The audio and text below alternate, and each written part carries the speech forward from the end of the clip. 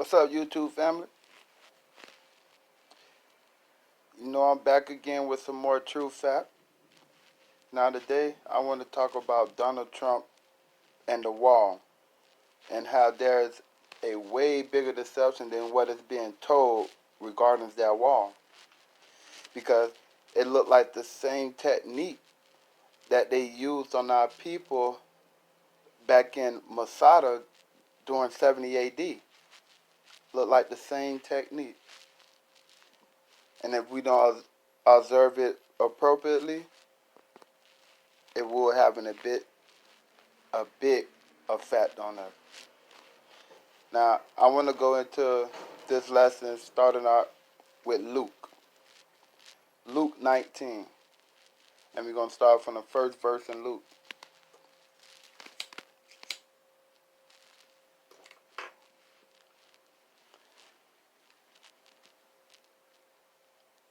And Luke 19 reads, Jesus was going through Jericho where a man named Zacchaeus lived. He was in charge of collecting taxes and was very rich. Jesus was heading his way, and Zacchaeus wanted to see what he was like. But Zacchaeus was a short man and could not see over the crowd, so he ran ahead and climbed up into a sycamore tree.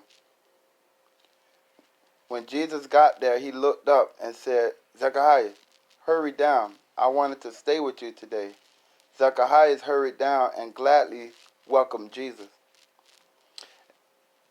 Everyone who saw this started grumbling. This man Zacchaeus is a sinner, and Jesus is not, and Jesus is going home to eat with him. Later that day, Zacchaeus stood up and said to the Lord, I will give half of my property to the poor, and I will now pay back 4 times as much to everyone I have ever cheated. Jesus said to Zacchaeus, today you and your family have been saved, because you are a true son of Abraham. The Son of Man came to look for and to save people who are lost. Verse 11. The crowd was still listening to Jesus as he was getting close to Jerusalem. Many of them thought that God's kingdom would soon appear, and Jesus told them this story.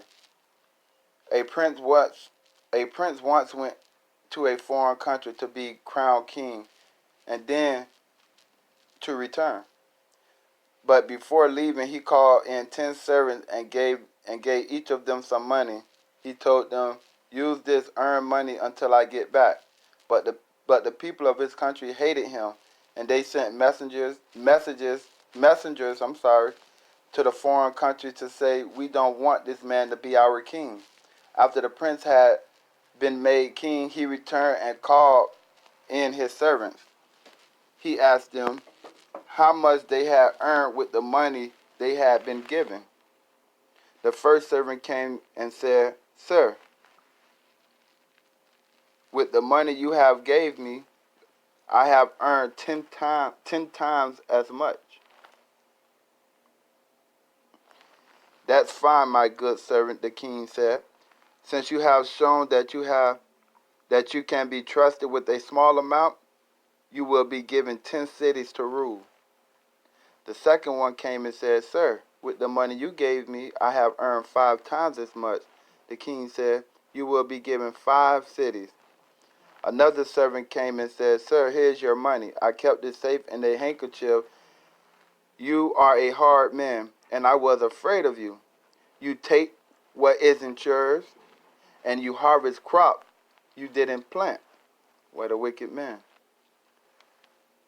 You worthless servant, the king told him. You have condemned yourself by what you have just said. You know I am a hard man, taking what isn't mine and harvesting what I have not planned. Why didn't you put money in the bank on my return? I could have had the money together with interest. Then he said to some servants standing there, take the money away from him and give it to the servant who earned 10 times as much. The king replied, those who have something will be given more, but everything will be taken away from those who don't have anything. Seem familiar? Now bring me the enemies who didn't want me to be their king. Kill them while I watch.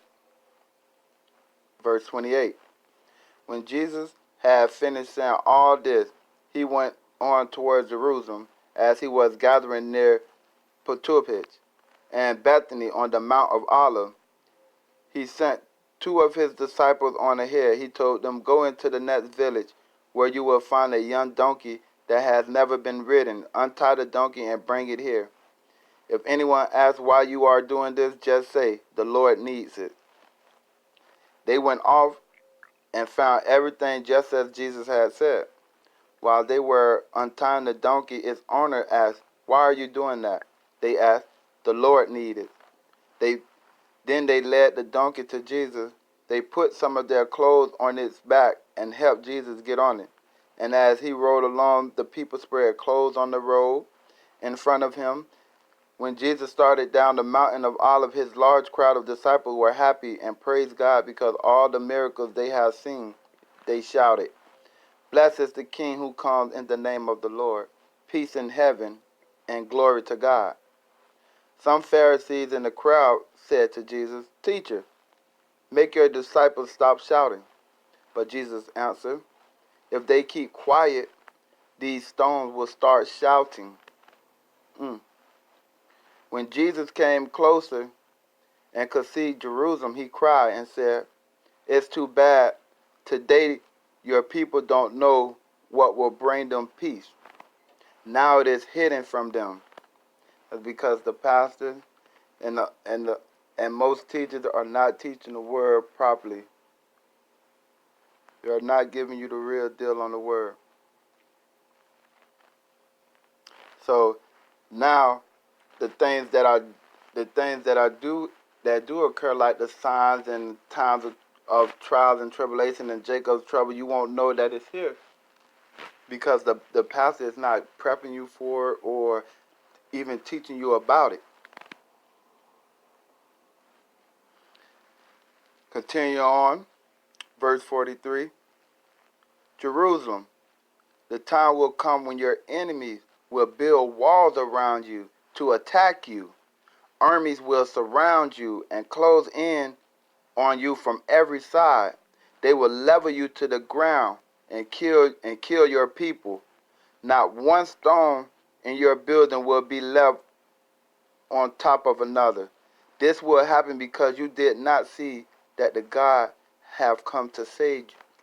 Have come to save you.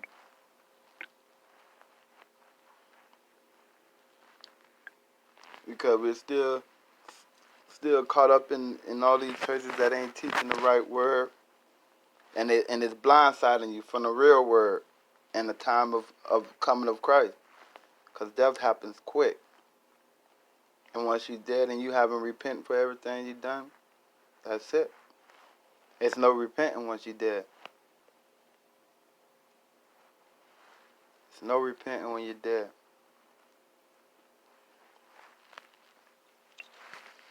And here,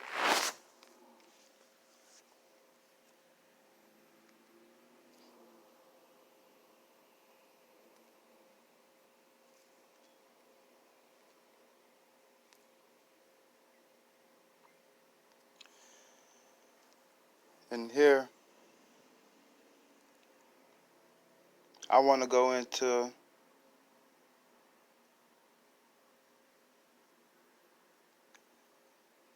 what actually happened in Masada.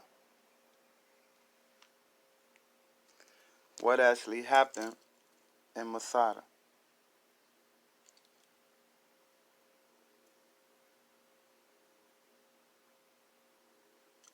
As you can see on here on your screen, this is from the History Channel. And this was updated on March 4th, 2009 on the History Channel.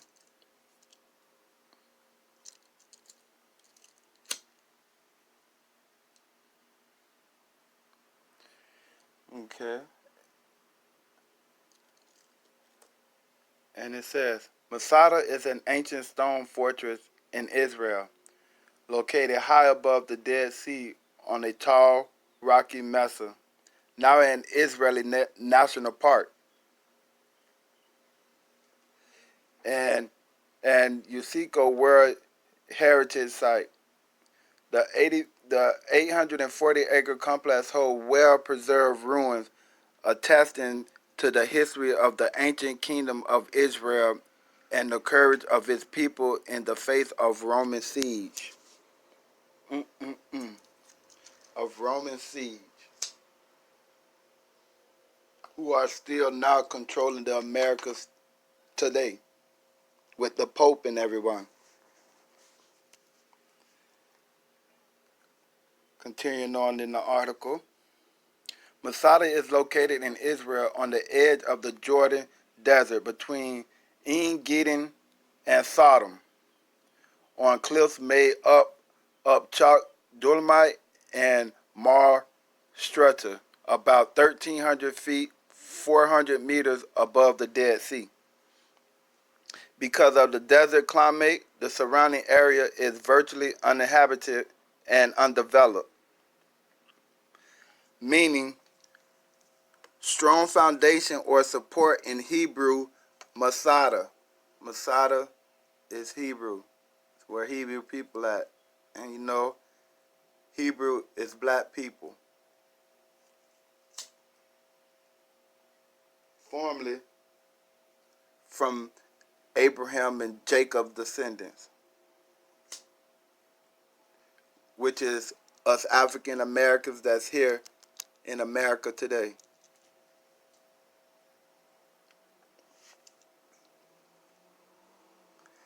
Meaning strong foundation or support in Hebrew. Masada is a natural fortress built on top of a barren mountain desert thousands of feet above the Dead Sea. Herod the Great, king of Judea, who ruled from 37 to 4 BC, originally built Masada as a castle complex in the last century BC. When the ancient Romans took over Judea in the 1st century AD, the grounds became a fortress for the Jewish people. Josephus Flavius, the commander of Galilee during the Great Revolt. Now, Galilee, if you do your research on Galilee, which I'm gonna put it up here, right here, it is a place in Israel, and it's a Hebrew nation. So that'll give you his description of what he is. Joseph is a Hebrew person born in Jerusalem, which you're gonna see up here, his history. Joseph Flavius, the commander of Galilee during the Great Revolt in the 1st century AD, chronicled the known history of Masada. Future excavations of the site has largely corroborated his accounts.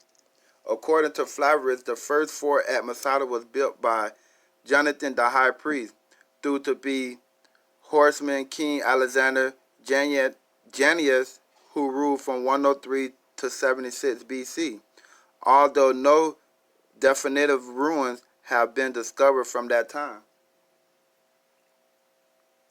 Recognizing the defense advantages of Masada, Herod built his complex there as a winter escape and haven from enemies, complete with castle storeroom, cisterns, and a fort-bottling wall.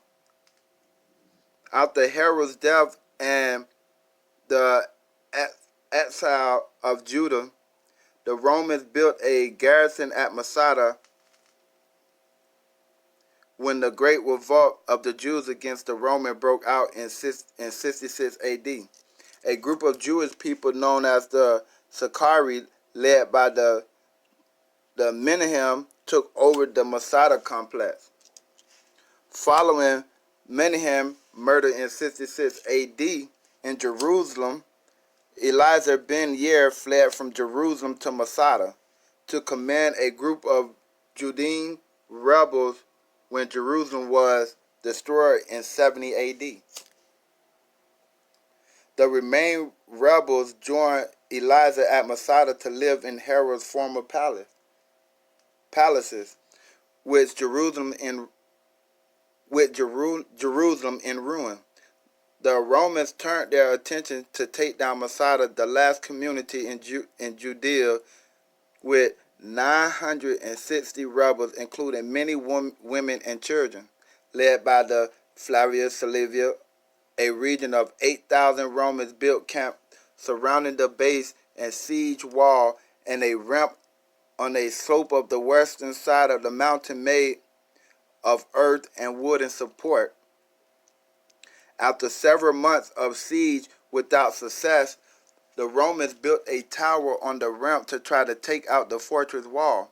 When it became clear that the Romans were going to take over Masada on April 15, 73 AD, on the instructions of Ben Yair, all but 2 women and 5 children who hid in the cisterns and later told their stories took their own lives rather than live as Roman slaves. Now what they did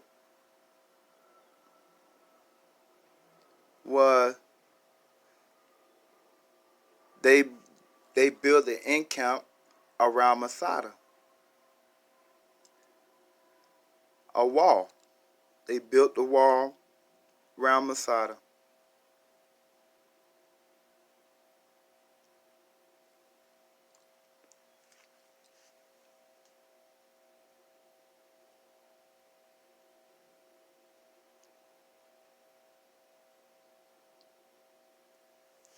And that's the same thing they're doing right now. Because we are the same people. Our ancestors might be dead, but their children, we are still them.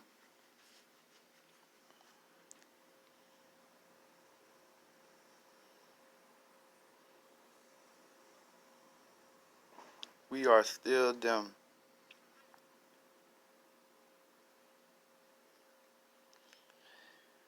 Now, I want to actually go into the Josephus record that he wrote, so that we can get more deeper understanding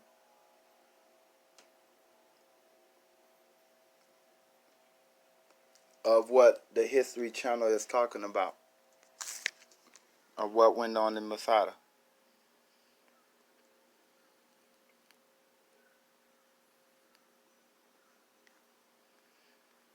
One moment.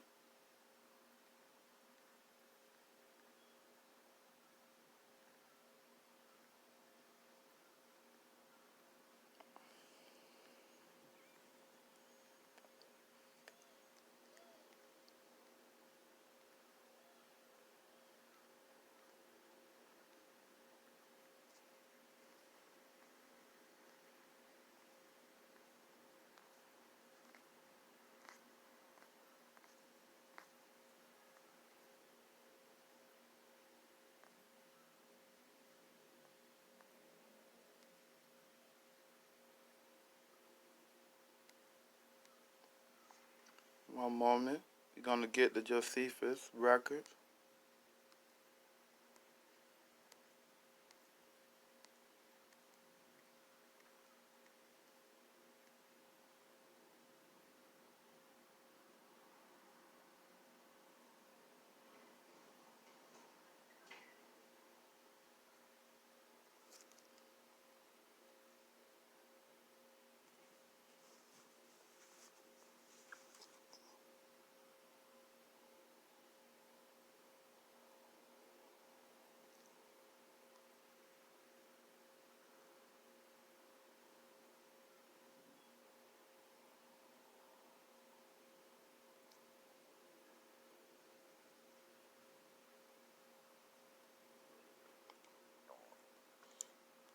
Okay.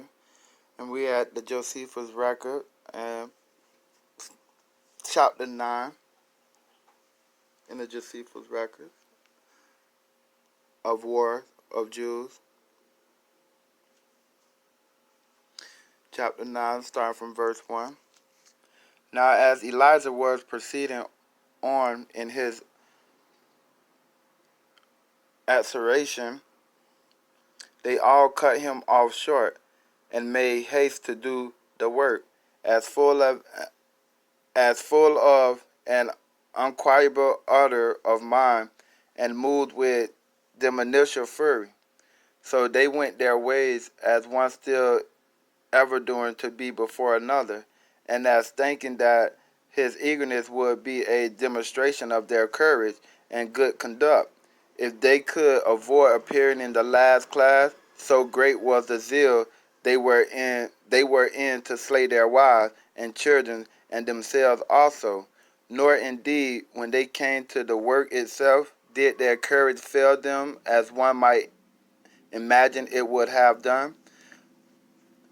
But they then held fast the same resolution without wavering, which they had upon the hearing of Elijah's speech, while yet every one of them still retained the natural passion of love to themselves and their families, because the reasoning they went upon appeared to them to be very just, even with regard to those that were dearest to them. For the husband tenderly embraced their wives, and took their children into their arms, and gave the longest pardoning kisses to them, with tears in their eyes. Yet at the same time they did they complete what they had resolved on, as if they had been executed by the hands of strangers. And they had nothing else for their comfort but the necessities they were in of doing this execution, to avoid that prospect they had of the miseries they were to suffer from their enemies. Nor was there a length any one of them men found that scrubbed to act their part in the terrible execution, but every one of them dispatched his dearest relations. Miserable men indeed were they, who distress forced them to slay their own wives and children with their own hands, as the lightest of those evils that were before them. So they being not able to bear the grief they were under for what they had done any longer, and esteeming it an injury to those they had slain to live even the shortest space of time after them, they presently laid all they had upon a heap, and set fire to it. Then they chose 10 men by lot out of them to slay all the rest, every one of whom laid himself down by his wife and children on the ground, and threw his arms about them, and they offered their necks to the stroke of those who by lot executed that office. And when these 10 had without fear slain them all, they made the same rule for casting lot for themselves, that he whose lot it was should first kill the other 9, and after all should kill himself. Accordingly, all these had courage significant to be no way behind one another in doing or suffering. So for a conclusion, the 9 offered their necks to the executioner, and he who was the last of all took a view of all the others' bodies, lest perchance some or others among so many that were slain should want his assistance to be quite dispatched. And when he perceived that they were all slain, he set fire to the palace, and with the great force of his hand ran his sword entirely through himself, and fell down dead near his own relations. So these people died with the intention that they would not leave so much as one soul among them all alive. to be subject to the Romans. Yet was there an incident, a ancient woman and another who was of kin to Eliza, the superior to most women in prudence and learning, with 5 children who had concealed themselves in caverns under the ground and had carried water there for them to drink, and were hidden there when the rest were intent upon the slaughter of one another. Those other were 960 in number, the woman and children being withal included in that all complications. This clement this calamitous slaughter was made on the 5th day of the month, Nisan, in Nisan. Now for the Romans, they expected that they should be fought in the morning, when accordingly they put on their armor and laid bridges on the planks upon their ladders from their banks, to make an assault upon the fortress, which they did, but saw nobody as an enemy, but a terrible substitute on every side, with a fire within the place, as well as a perfect silence. So they were at a loss to guess at what had happened. At length they made a shout, as if it had been at a blow given by the battering ram, to try whether they could bring anyone out that was within. The woman heard the noise and came out of their underground cavern, and informed the Romans what had been done. As it was done, and the second of them clearly described but all both what was said and what was done, and the manner of it. Yet did they not easily give their attention to such a desperate undertaking, and did not believe it could be as they said. They also attempt to put the fire out, and quickly cutting themselves a way through it. So it's telling right there, they put this plan to effect to see if it'll work, and they were surprised that it actually worked. It went as planned. They came within the place, and so met with the multitude of the slain, but could take no pleasure in the fact, though it was done to their enemy, nor could they do other than wonder at the courage of their resolution, and their immovable contempt of death, which so great a number of them had shown when they went through with such an action as that was.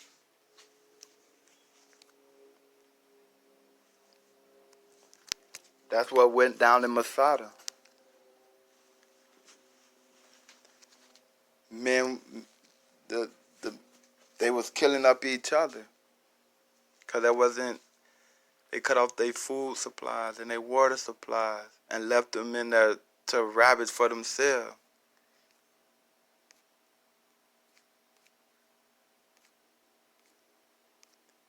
They left them in there to ravage for themselves. So they did how they knew best, how to survive.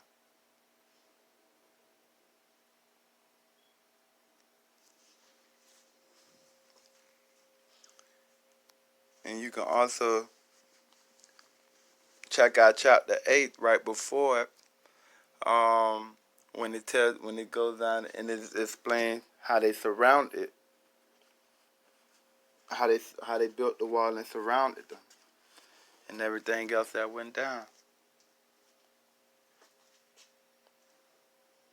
which I will leave a link in the description so you guys can read it on your own time.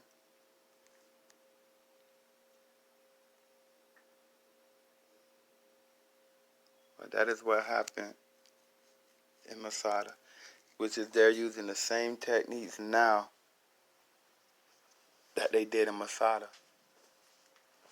And the Lord wanted us ahead of time that they would begin to build a wall around us and hem us in on every side and dash us and our children to the ground, to death.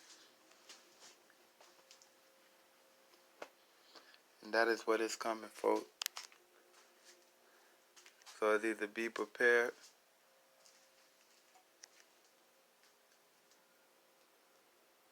or I don't know. Why? It ain't no joke.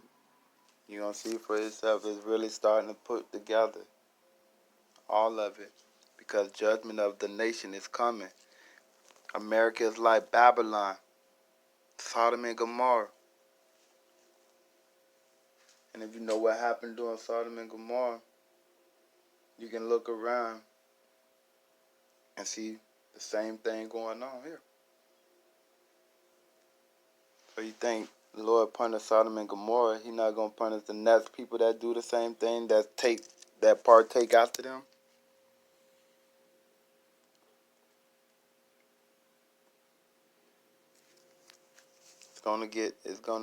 Jacob's trouble is coming.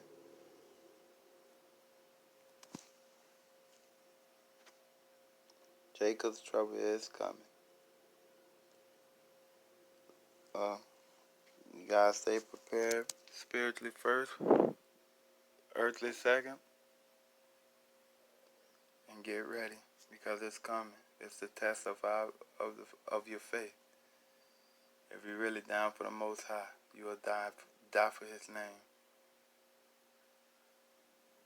And the ones make it out to the end will be saved. But that's it for now.